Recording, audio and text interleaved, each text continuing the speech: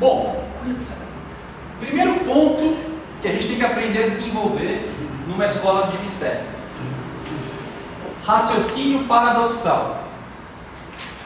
Então, se o mestre chega para você e fala, essa parede é preta, aí você fala, não, é branca, mas ele está falando que é preta, então é um paradoxo. O que é um paradoxo? Grego, para, oposto, contrário, doxo, opinião. Doxo sempre opinião, ortodoxia, ortodoxo, é uma opinião, doxo, certa. Paradoxo, opinião contrária, opinião oposta. Sempre que você vê o doxo, a palavra doxo grega é opinião. Aquilo que aparentemente é branco pode ser preto. Aquilo que está vindo da direita para frente, para a esquerda, do ponto de vista espiritual, pode estar vindo do lado oposto, da esquerda para a direita e para trás. Aquilo que aparentemente está expandindo pode estar contraindo. E aquilo que está contraindo pode estar expandindo. Então, se a gente fica com uma visão unilateral, a gente pode cometer equívocos. Então, ou a gente dá esse salto qualitativo para enxergar o paradoxo, ou a gente vai ficar sempre na superfície. Então, desenvolver o raciocínio paradoxal é fundamental, senão a gente não dá um passo sequer. Passo mercurial, tá? Mercurial. Então, o paradoxo pode ser o oposto do que se pensa ser verdade.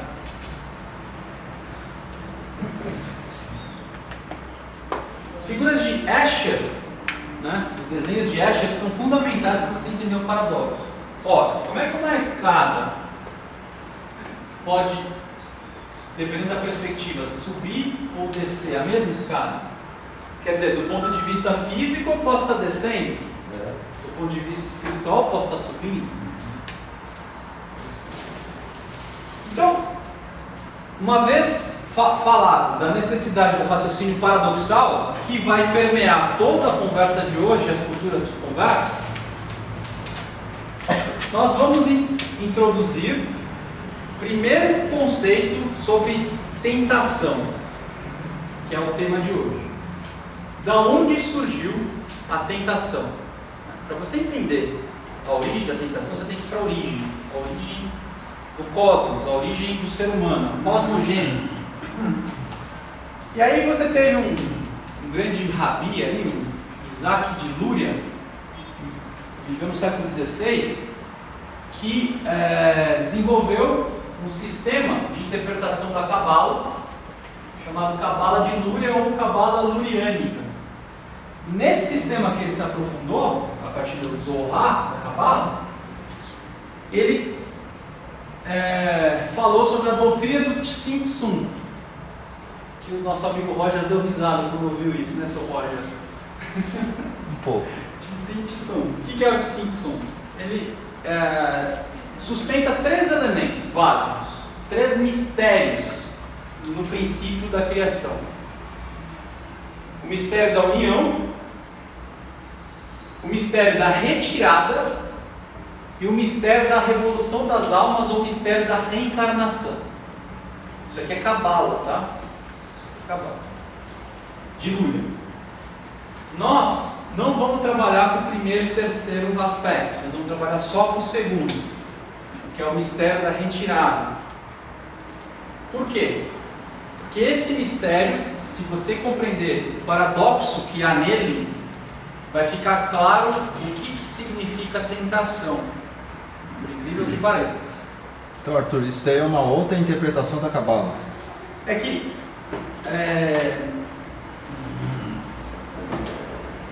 uma coisa que a gente vai aprender hoje ao longo da conversa é o seguinte: todo sistema filosófico são derivações de uma experiência mística ou da iniciação. Quando eu falo experiência mística, não é uma qualquer assim que de vez em quando tem, é uma experiência mística do iniciado, que ela é constante. Então, quando eu entro em contato com Deus, esse contato é refletido na minha consciência, e esse reflexo se transforma em ato, e depois eu tenho a habilidade de sintetizar tudo isso. Então veja, Eu entro em contato com Deus, esse contato de coração reflete na minha consciência, a partir disso eu ajo, eu viro um mago divino, magia sagrada, e depois ainda eu sintetizo tudo isso. Aí eu sou um iniciado. Um jeito bem mercurial de definir algo sagrado. Está vendo? Sempre que você define uma coisa sagrada, você está cristalizando o conceito. Eu acabei de blasfemar sobre esse conceito. Mas eu vou fazer o quê? É o que dá para fazer, né? Muito bem. Feito esse processo de síntese, que é sentido de modo total, eu vou criar sistemas filosóficos ocultos para que as outras pessoas também tenham acesso. Então, quando eu pego a Fraternidade Rosa Cruz, o que é? Um ser que teve esse processo, escreveu o conceito Rosa Cruz do Cosmos e a literatura Rosa Cruz. Então, é o jeito que esse ser sintetizou algo muito maior do que isso daqui. Então, a Cabala, ela é um sistema filosófico que essa pessoa entrou em contato com seus mestres lá, espirituais e sintetizou esse sistema, que chama Cabala de Lura. Então, sim, mas nunca é o sistema que é importante, é a experiência mística que é importante. Se a gente confundir a experiência mística com o sistema filosófico, ferrou, a gente está fazendo o oposto. Então, não é a Fraternidade Rosa Cruz importante, não é a Cabala importante, mas isso são reflexos do que é importante. Não sei se eu... acho que é isso, né? Então, esse cara aqui, Isaac de Lúria, dentro da Cabala, teve essa experiência mística, sintetizou e refletiu num sistema que nós estamos falando agora. Para nós que não conseguimos fazer isso. Por que eu estou falando isso? Porque se não tiver isso claro, quando eu tiver uma tentação, eu posso idolatrar a escola e não a verdadeira autoridade. Então eu acabo me prostrando a um sistema filosófico, a astrologia, a mitologia, a cabala, e não a verdadeira fonte do ser. Se eu não tenho isso claro de ser lido, eu posso perder um tempo enorme. Muito bem. Então, dentro desse sistema aqui, o mistério da retirada, compreender esse mistério é fundamental. O que seria esse mistério, então, da retirada? Vamos lá. De acordo com o que foi sintetizado pela experiência do Isaac de Lúria, ele disse o seguinte, que Deus, quando ele vai criar, o que você espera de uma pessoa que vai criar? Que ele faça algo, que ele emane algo, que ele manifeste algo. Só que, de acordo com esse princípio, que chama princípio da retirada, diz que é exatamente o contrário. O primeiro ato não é um ato de expansão, é um ato de contração. Então, quando eu vou criar, primeiro eu me limito, eu me retiro. Não chega a ser um suicídio, mas é uma retirada da sua própria existência. Eu, que sou todo poderoso, me limito à maior fraqueza, eu sumo, só que porque voluntariamente eu sumo. Quando eu sumo, eu crio um espaço vazio, que é o nada. E aí, depois que eu crio esse espaço vazio, que é o nada, aí sim eu dou um passo de emanação. Então são dois polos, o polo do nada e o polo do tudo. Aqui no polo do tudo eu emano. Por que isso é importante? Porque se eu não tivesse o polo do nada, era possível termos liberdade ou livre-arbítrio? A gente que atribui o livre-arbítrio a Lúcifer, Lúcifer que nos deu o livre-arbítrio. Se não tivesse dado essa possibilidade anterior, Lúcifer não poderia ter acelerado o processo de livre-arbítrio. Isso que eu estou falando é bem abstrato, talvez. Para mim, pelo menos é. Então, só que o que é o nada? O nada é no sentido de não Deus. O que pode ser não Deus se vivemos em Deus, temos o nosso ser e nos movemos em Deus? Esse é o paradoxo.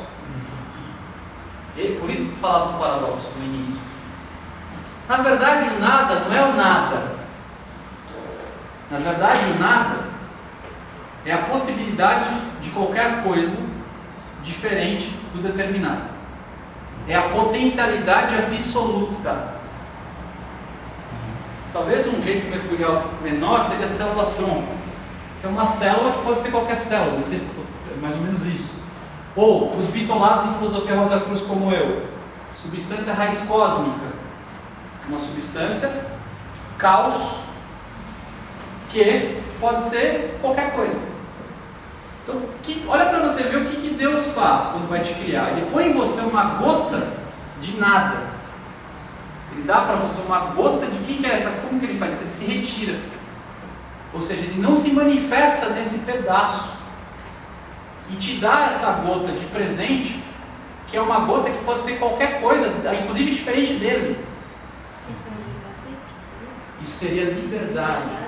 E segundo a Cabala de Lúria, existir e ser livre são sinônimos. Eu não posso existir se eu não for livre.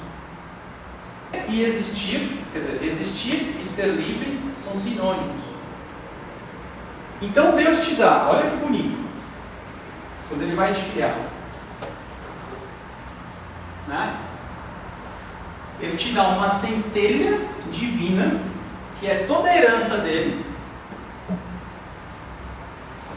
Ele te dá todo o DNA, tudo que ele tem de potencial, que está dormente, mas ao mesmo tempo ele te dá uma gota de nada. O que é a gota de nada? Na verdade pode ser tudo. Inclusive é o não determinado. A epigênese só é possível porque existe em nós uma gota de nada. Que o nada é o potencial de ser qualquer coisa, inclusive diferente de Deus. Agora, você imagina você criar alguém com a possibilidade de dar essa liberdade máxima. Para eu dar a liberdade máxima de você ser diferente de mim, eu tenho que me diminuir. Então Deus ele se ausenta para te fazer. Deus Todo-Poderoso se diminui para poder te criar. Esse é o paradoxo. Isso que começa o amor aí. Isso aqui é o plano inicial. O plano lá da árvore da vida, a árvore sefirótica. Só que isso tem a seguinte implicação também. Quando eu preencho esse nada com algo que não seja contrário a Deus, o próprio Deus se expande. A partir de uma iniciativa minha, do uso da minha própria liberdade, eu posso incrementar a própria divindade, também por um lado. Então, isso aqui é um risco ou a possibilidade de você fazer sistemas solares. Sim. Você pode destruir um sistema solar ou você pode criar um. Mas veja, é a potencialidade absoluta. O que você vai fazer com isso é o que nós estamos tentando aprender aqui, encarnado. Nós já temos alguma experiência de fazer mau uso disso. Quando, pelo uso equivocado da liberdade, em excesso, uma faceta desse mesmo Deus que quando criou se diminuiu, ele vem e também se diminui na cruz. Esse é o segundo paradoxo. Como é que o Verbo encarnado, todo-poderoso, está vulnerável e fraco desse jeito pregado na cruz? Isso aqui é Deus, não é uma pessoa qualquer. Como é que alguém que é tão poderoso é manifestado de um jeito tão fraco? Preso, sem liberdade. Eu não sei se vocês já deixaram a ideia do crucificado falar, a imagem do crucificado falar para a gente. Isso é um exercício que a gente tem que fazer, deixar a imagem falar o que ela tem para contar. O que está sendo contado aqui é que não tem, as ações estão presas, não tem liberdade, só que de modo voluntário. Como é que alguém que é tão poderoso se permite ser tão fraco? Esse é outro paradoxo. Mas eu já vou voltar nisso. Só para concluir a sua pergunta que você falou, né? Isso aqui teve que acontecer justamente pelo mau uso da liberdade. Como nós fizemos um mau uso e fazemos um mau uso da liberdade, Deus teve que fazer o mesmo elemento principal, só que agora na figura de Cristo, para poder reequilibrar os fatores. Mas a gente já volta. Então, só para concluir, né? Antes, aqui. Tá claro, mais ou menos, né? Não sei, que nós temos um binário, uma polaridade, que é tudo, que é Deus, e uma polaridade que é o nada, mas que tem o potencial de ser qualquer coisa. Então aqui é o primeiro conceito de binário, de polaridade. Eletromagnetismo, homem e mulher, luz e treva, binário. Espírito e matéria, fogo e água, binário. Vamos focar só o que nós temos de herança de Deus, que é porque é o que é determinado, o que é herdado. Nós temos Deus que se manifesta em Pai, Filho e Espírito Santo. Qual que é o corpo do Pai?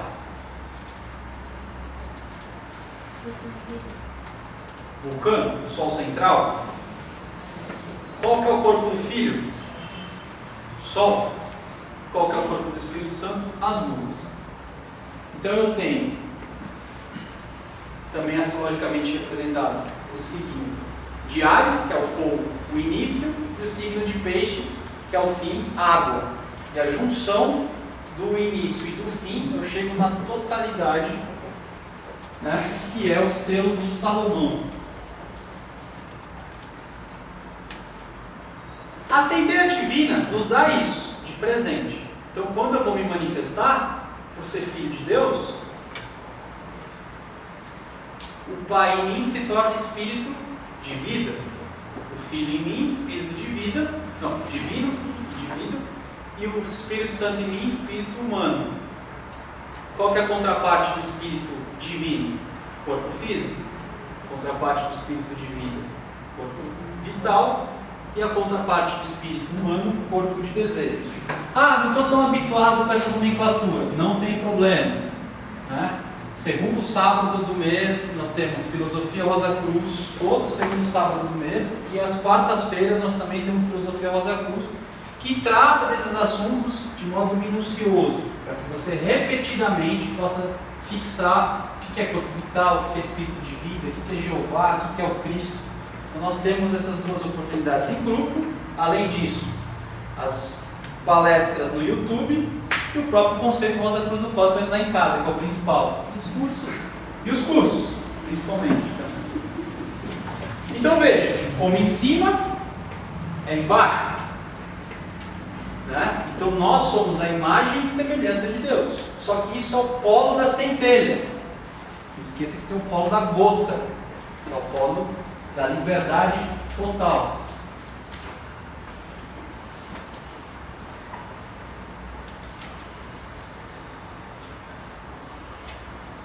Essa história de binário determina tudo o que tem na natureza. Até a própria astrologia, sabe, por ter acesso a como a natureza funciona, ela deriva um saber polar. Cada signo tem seu polo complementar. Na árvore sefirótica não é diferente. Você tem o polo da misericórdia, coluna da misericórdia, e a coluna do rigor. E a mescla, que é a coluna da temperança, seria o equilíbrio entre os dois polos. A bênção sacerdotal é feita por esse movimento aqui, que você tem duas séfiras separadas das três centrais e outras duas séfiras da segunda coluna também separadas das três centrais. Então essas 6 séfiras, elas formariam a coluna da temperança, esquerda rigor, né? Direita misericórdia. Se não for isso, é o contrário. Então você tem na mão direita Keter e Tiferet separado, e na esquerda Yesod e Malkut. Desses dois polos, se você analisar, você tem 5 séfiras. A Arca da Aliança também tinha 2 querubins. E dentro da Arca da Aliança tem 2 tábuas, cada tábua com 5 leis, somando 10. Quando você abençoa uma pessoa com a bênção sacerdotal, a mão esquerda é rigor ou misericórdia? Rigor. Então eu estou misericordioso, porque eu não consigo fazer como assim. não vai se desenvolver, classificar o certo. Então, isso aqui, né, o que é a bênção sacerdotal? Não é ir lá e falar, né, te abençoo. Não, é equilibrar o indivíduo com os dois polos, da liberdade e da plenitude, com os 10 mandamentos. Imagina o que é você fazer isso, você equilibrar a lei de causa e efeito, você harmonizar a pessoa inteirinha com o cosmos. Por isso que a partir desses dois polos, desse equilíbrio com os 10 mandamentos, você desenvolve a capacidade de sair conscientemente do corpo e se torna um auxiliar invisível. Não precisa passar pelo cristianismo para sair do corpo conscientemente. A antiga dispensação já te dá isso. E a prova está nesse símbolo aqui. Ok? Então não adianta só abençoar externamente. Para abençoar internamente, você tem que ter um calibre absurdo. E finalmente, o último paradoxo, que já foi adiantado um pouco, que é o paradoxo do Deus Todo-Poderoso se enfraquecer para nos salvar. Mas por que ele teve que passar por isso? Justamente porque não soubemos utilizar a nossa liberdade. E não sabemos ainda.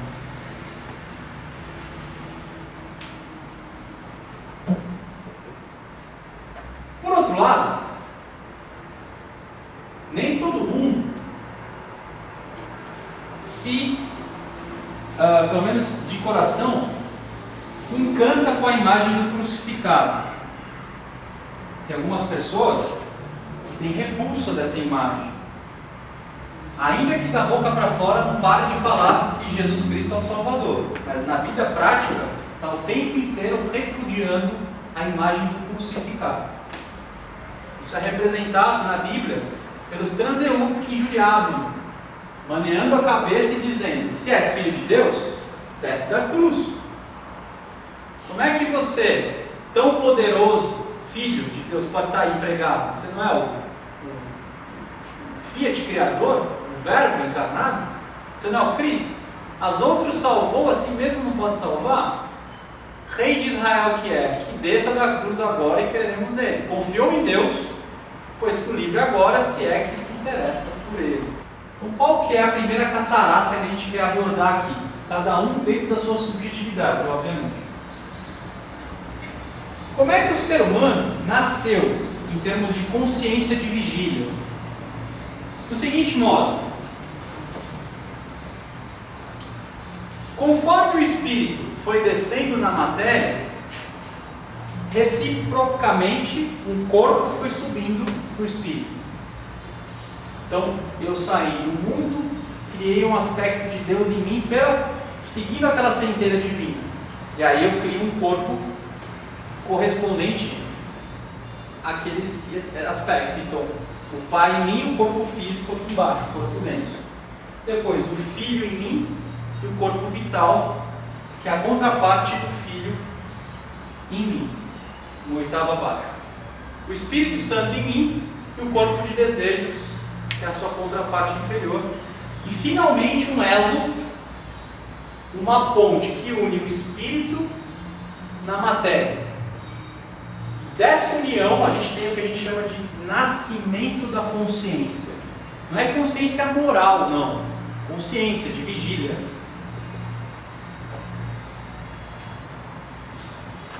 Aqui também o diagrama 1 do conceito deixa isso bem claro. O espírito e a matéria.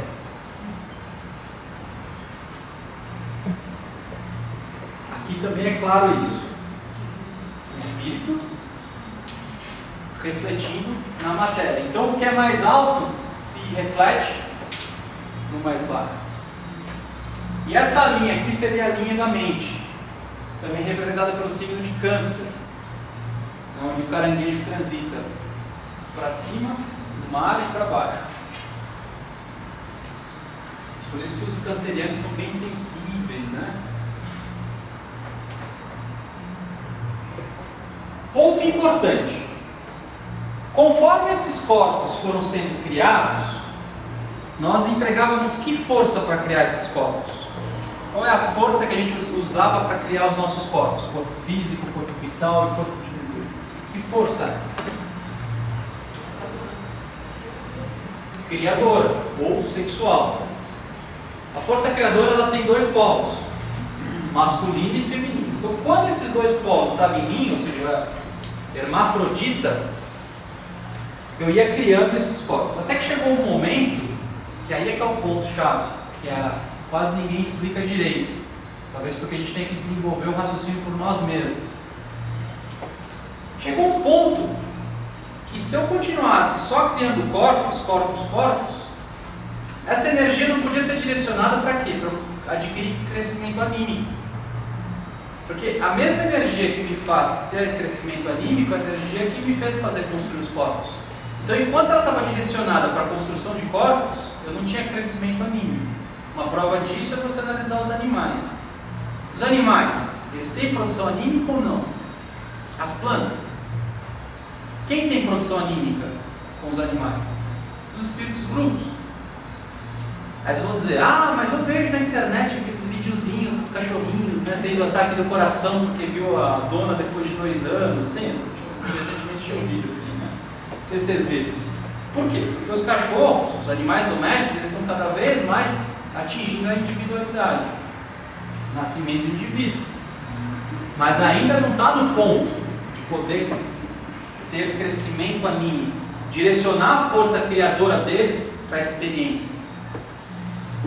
Nós então chegou um momento que vamos lá, vamos ter que pegar um pedaço dessa força criadora, construir um órgão chamado cérebro e laringe, 2 órgãos, para poder ter contato com o mundo físico e ter crescimento anímico.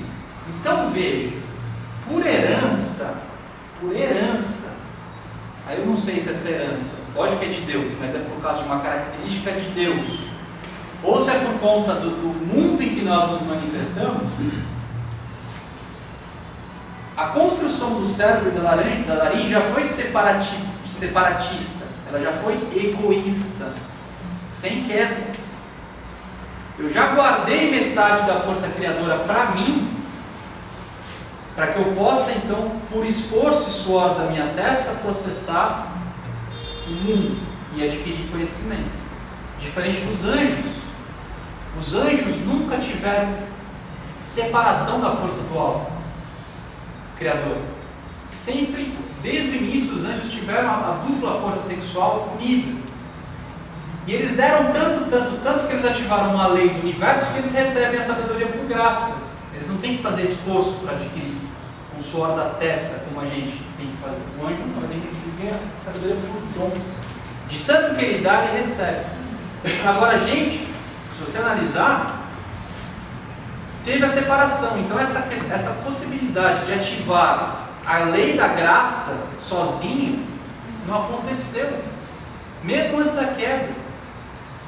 Tanto é verdade que o que os senhores de Mercúrio e Vênus faziam com a gente?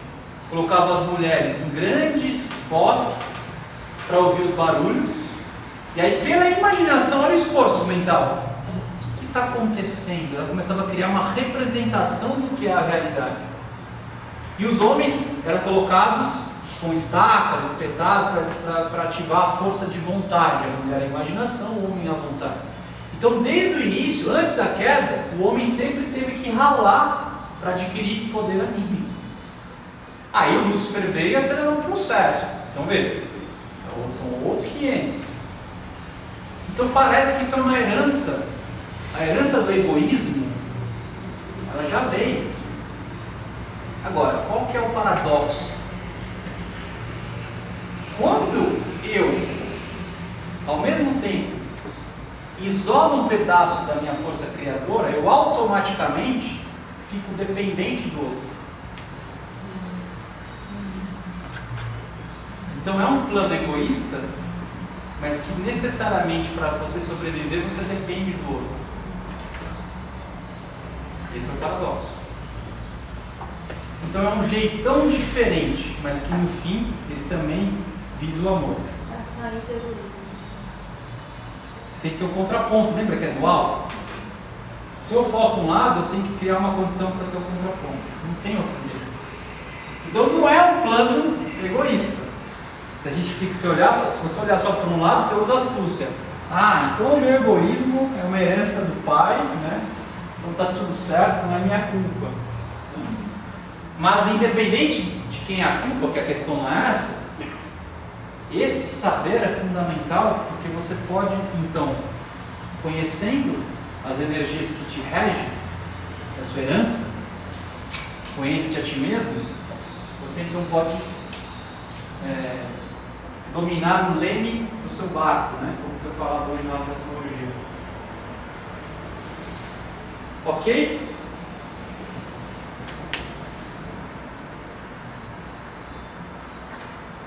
Qual que é o problema disso? Nesse estado, então, já egoísta, por assim dizer, né? Veio Lúcifer e disse, né? No dia em que comeres deste fruto da árvore do conhecimento, abrir-se-ão os vossos olhos e sereis deuses, conhecendo o bem e o mal. Então esse processo foi acelerado.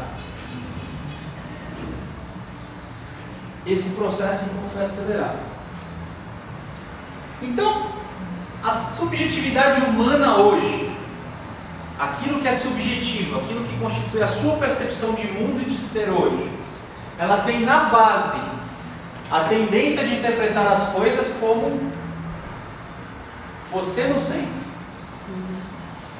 Você é o centro do universo.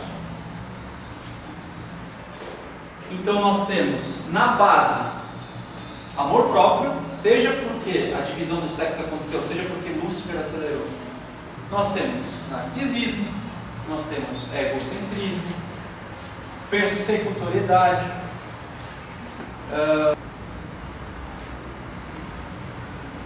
e o pior dessa história toda, além de eu ter feito a divisão dos sexos e construído o cérebro de modo egoísta, Lúcifer foi lá, acelerou o processo. Qual que foi o efeito colateral de você decidir por si só? A perda da visão do espírito. Então você ficou egoísta e materialista. É isso que nós somos. Nós não temos mais visão de Deus, nós não vemos mais os seres espirituais, e ao mesmo tempo, isso nos torna materialistas, e ao mesmo tempo somos egocêntricos. Como é que você salva um ser desse, que é materialista e egocêntrico? Como é que faz? É muito difícil.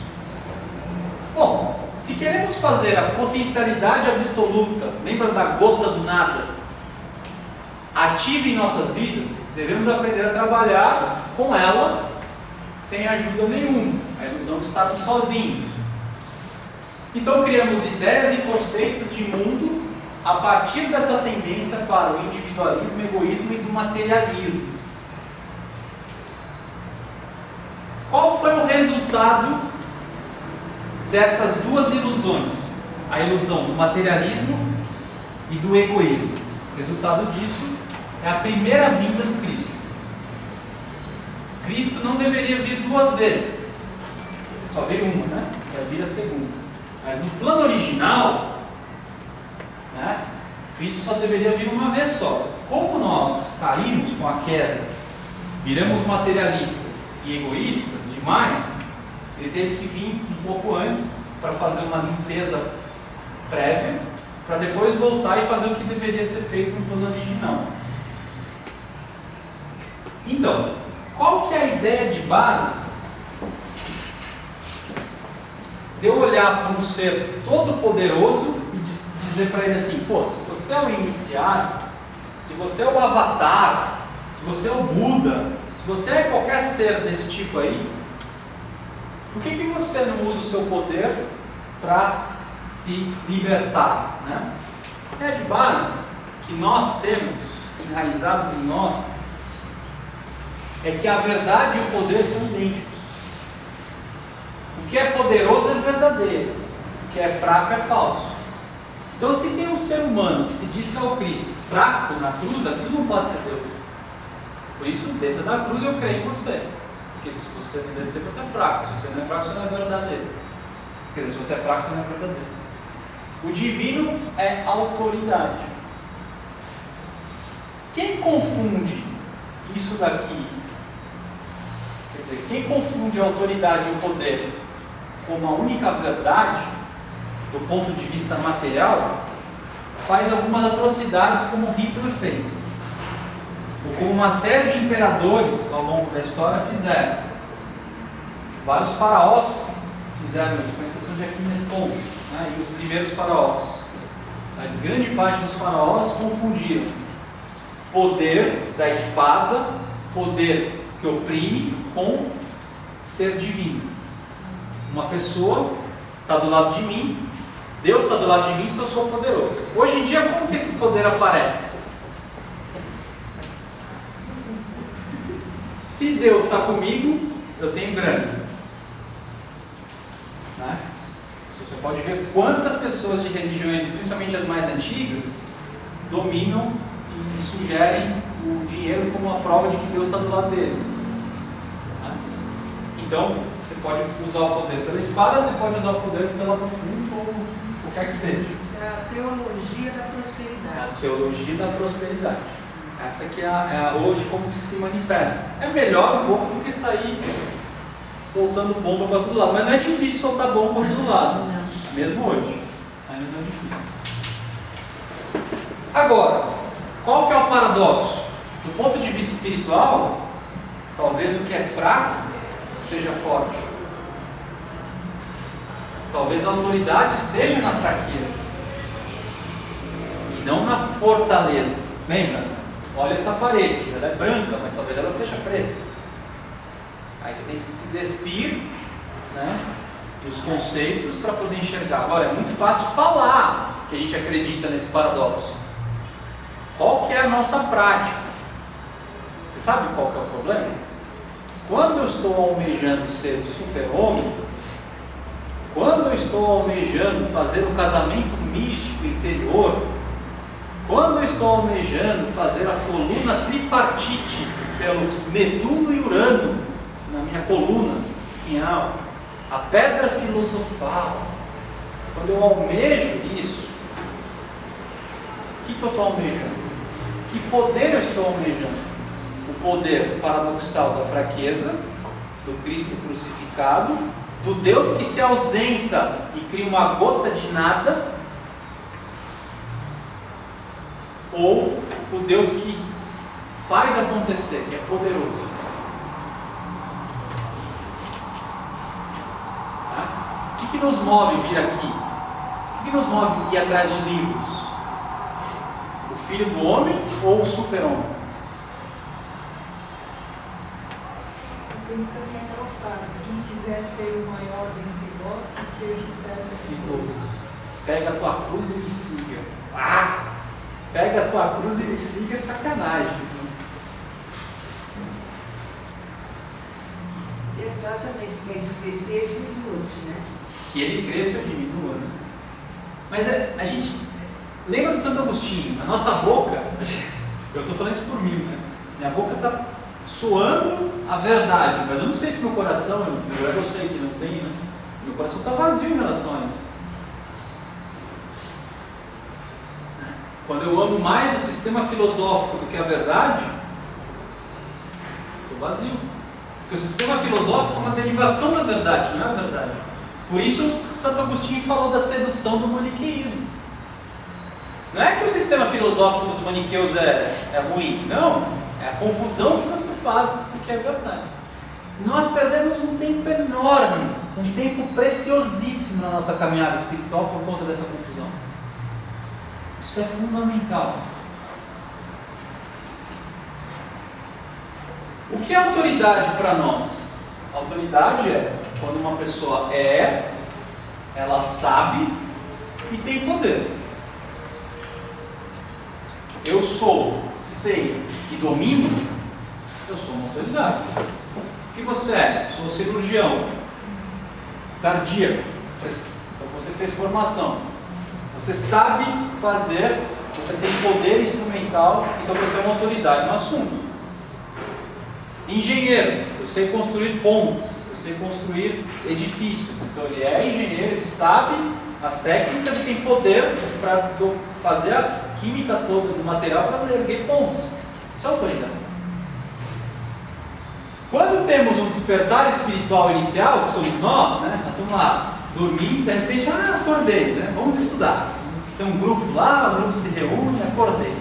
Então você vem com essa forte tendência materialista, egoísta, enraizada lá da queda, mais conceitos equivocados do que é autoridade.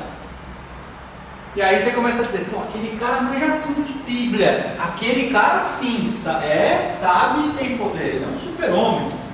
Aquele cara sabe tudo de astrologia, aquele cara sabe de cabala profundo, né? Então o cara começa a adorar o cabalista e não a verdade, sendo que a cabala é uma derivação da verdade, não é a verdade. Max Heindel põe no pedestal, não se pode falar, é quase que dogma, né? Não pode falar nada. Veja, claro que ele é uma autoridade, mas eu não posso adorar ele, eu tenho que adorar a verdade, né? Então, a minha pessoalidade atrapalha muito a percepção do que é verdade. Para onde eu devo ir meus esforços? Porque se você não sacar isso, seus esforços podem ficar sendo direcionados para o lado errado. Exemplo. Eu estou numa ciência oculta, fraternidade pós-cruz, cabala, o que mais? Antroposofia, teosofia, o que mais? Sei lá, qualquer coisa, como ciência oculta, uma meta de obtenção da sabedoria. Então, faça os cursos, tem que fazer. Estou falando tudo que eu estou falando, não é para não fazer. Vá nas reuniões, leia, fala com aquele cara, não sei o que, mas essa é a escola que vai me dar sabedoria? Ou essa escola reflete uma sabedoria? Será que é a astrologia que vai me libertar ou a astrologia é o meio pelo qual eu alcanço a libertação? Isso é bem sutil. Teorias, conceitos, ideias são os fatores que nos alimentam. Lei de involução, período solar, período de Saturno, 7 revoluções, globo tal, agora nós temos o corpo, centelha divina, átomo semente, tal. É isso? Isso é importante saber, isso é importante relacionar, mas não pode ser o fator que te alimenta. Não pode ser o fator que te alimenta. Conhecimento sobre as leis de involução e evolução, iniciação e super-homem, astrologia, cabala, Rosa Cruz, alquimia, magia. Nossa, tem gente que brilha os olhos, né? Você fala de alquimia, nossa senhora, que cara não sabe tudo, então não sei o quê.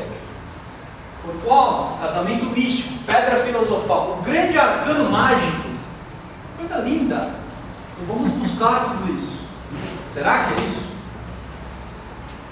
Né? Então eu confundo o que é autoridade verdadeira com o que é verdade, com os sistemas filosóficos. Então a pergunta que eu faço para vocês: o que é cabala? O que é mitologia? O que é astrologia? O que é alquimia? O que é uma escola de mistérios? O que é? Sabe o que é? São derivações unívocas, ou seja, que pode ser interpretado só de um lado, e cristalizante do que é a verdadeira experiência espiritual. Então a filosofia Rosa Cruz, ela não é uma experiência espiritual, ela é uma derivação de uma experiência espiritual que o Max Heindel teve. O Max Heindel teve uma experiência espiritual, ele foi iniciado no templo Rosa Cruz, na Alemanha, na floresta lá negra, lá, sei lá. Ele entrou lá e recebeu 5 iniciações, e aí ele sintetizou isso na sua obra. Então a sua obra é uma derivação da verdade, da experiência mística dele. Não é a experiência, é a derivação da experiência. Então nós não temos que almejar a obra, nós temos que almejar a experiência. E ele é claro, desde o início: autonomia, saber pensar, exercícios para adquirir um conhecimento direto. Isso se aplica também na astrologia, se aplica em todas as coisas. Derivações da verdade. Não podemos confundir derivação com verdade. O que então nós temos que almejar? Experiência mística. Então a pergunta que se não quer calar: como então eu obtenho experiência mística? Pô, é sacanagem. Se eu soubesse, né? Não tava aqui. Eu estou vendo um paradoxo. Vamos lá. Vai lá, importantíssimo. Não, porque eu não sei se eu sei direito, né? Mas falando que o provacionismo, a pessoa tem que se limitar à filosofia Rosa Cruz. Então isso não é um paradoxo, não é uma coisa que, por exemplo, pode cristalizar a pessoa, se ela ficar engessada naquilo lá, só vendo aquilo, se dedicando àquilo o tempo todo. Não tira um pouco a liberdade? Isso que você está falando é fundamental e é um ponto chave. E é realmente um paradoxo. Mas assim, quando se fala em limitação, não é uma limitação no sentido da filosofia. Porque qualquer sugestão de você, para você se limitar a uma filosofia só, seria unívoco e cristalizante. O que se pede, na verdade, para o probacionista é que ele, a partir do momento que ele descobriu que existe um método de prática espiritual, ele siga aquilo para que ele tenha profundidade naquele ponto. Porque senão seria como fazer residência, né? Você vai fazer dermatologia, neurocirurgia e psiquiatria. Não dá, mas você pode até se formar nas 3 residências, só que o que você é? Profundamente. Então, em termos de técnica. Agora, você pode saber o... Mas aí você já rotula, né? Por exemplo, se você é uma dermatologista antroposófica. Não tem problema. Acaba, vai. Não, e aí você abre o leque, as pessoas podem vir por outras razões. Perfeito. Não só a dermatologia. Sim. E tem que, nesse sentido, tem que abrir mesmo. Mas o ponto que eu quero dizer é o seguinte: existem práticas de exercícios espirituais que ele tem que ser seguido repetidamente para que você tenha uma experiência mística. Sim, então seria assim, a fidelidade aos exercícios e não misturar exercícios com outros, mas você pode ter abertura e ciclar em outros. Pelo amor de Deus, tem que ter abertura, porque senão você não aprende a pensar. É que eu acabei de ler o conceito agora, e no final me deu essa sensação Sim. de querendo esclarecer uma dúvida com você. Isso é uma coisa que há muito tempo, né, se diz, né? Você tem que esquecer tudo. Não é esquecer tudo, é que você não pode fazer do ponto de vista de prática diária, que você tem exercícios de uma linha das 7 linhas. Você não pode ficar mesclando exercícios, porque isso não é por causa que a fraternidade é improdutivo e é perigoso para a saúde, na verdade. Quando eu mesclo exercício, isso é perigoso para a saúde. Não é a escola que te salva, é a prática do exercício espiritual que te salva. E a escola tem um jeito de dar essa prática, mas você tem que aprender a pensar muito além da escola, porque a escola seria a mesma coisa do que a Torá, que a Zohar fala da Torá, né? Ai de quem vê a roupa da Torá, né? A roupagem da Torá. A Torá é muito mais do que palavras. A escola Rosa Cruz, ela é uma roupagem do que é uma verdadeira experiência espiritual. A verdadeira experiência espiritual, na verdade, o nome certo chama hermetismo. O nome certo. O que é o hermetismo? Está em cima e como está embaixo. O hermético. A fraternidade Rosa Cruz é uma derivação do hermetismo. A Cabala é uma derivação do hermetismo. O que é o hermetismo? Iniciação. Agora, o que a gente sabe, assim, no Ocidente é importante você fazer exercícios mental e vital, etérico, desejo mental. Isso seria uma fidelidade que o probacionista tem que ter. Etérico, desejo mental. Em outras palavras, repetição, devoção e concentração. Não necessariamente o corpo físico estando numa determinada posição ou não. Claro que algumas posições facilitam isso. basicamente, posso chamar de crise, né? Sim, claro. É assim, ó. Quem é ocidental e que já está espiritualmente acordado, porque eu posso ser ocidental e não estar acordado, então não tem problema nenhum, a gente pode fazer qualquer coisa. Mas se eu já estou no ocidente despertado, significa o seguinte: todos os chakras inferiores já foram trabalhados em outras vidas. Só que os chakras da cabeça não. Na nossa terminologia Rosa Cruz, as duas glândulas endócrinas não. Pituitária e... não são chakras, mas são correlatos. Pineal. O que acontece?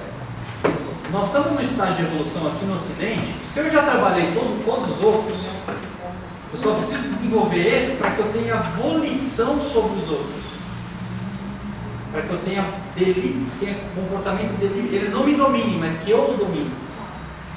Então, quando eu faço um exercício oriental, o que vai acontecer? Eu vou acabar despertando alguns outros chakras que já foram despertados, só que eu desperto sem ter trabalhado aqui em cima. E aí o que acontece? O chakra vai voltar a me dominar. É nesse sentido que o probacionista está proibido de fazer mistura. Agora, eu recomendo o probacionismo, né? Porque eu sou suspeito para falar, porque eu acho que é uma oportunidade, apesar dela parecer limitante, superficialmente, ela realmente, você assume uma responsabilidade de buscar a consciência solar diária, né? De certo modo, você faz um reporte, um relatório diário disso.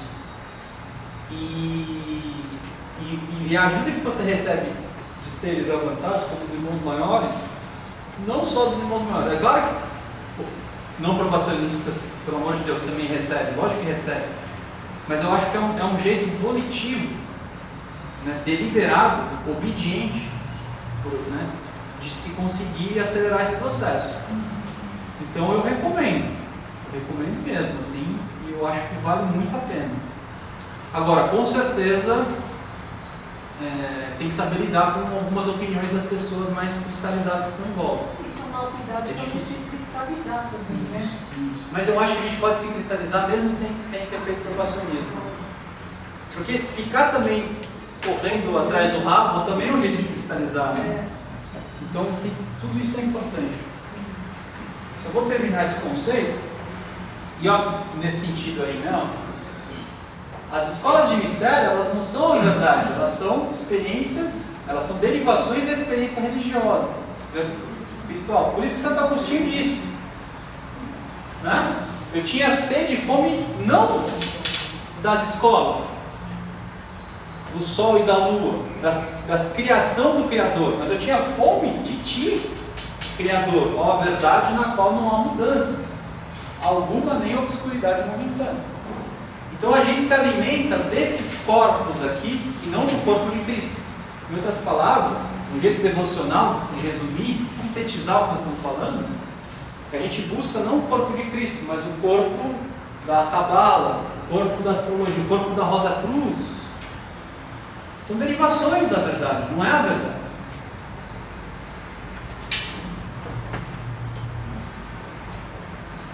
Eu vou parar para a gente tomar um cafezinho.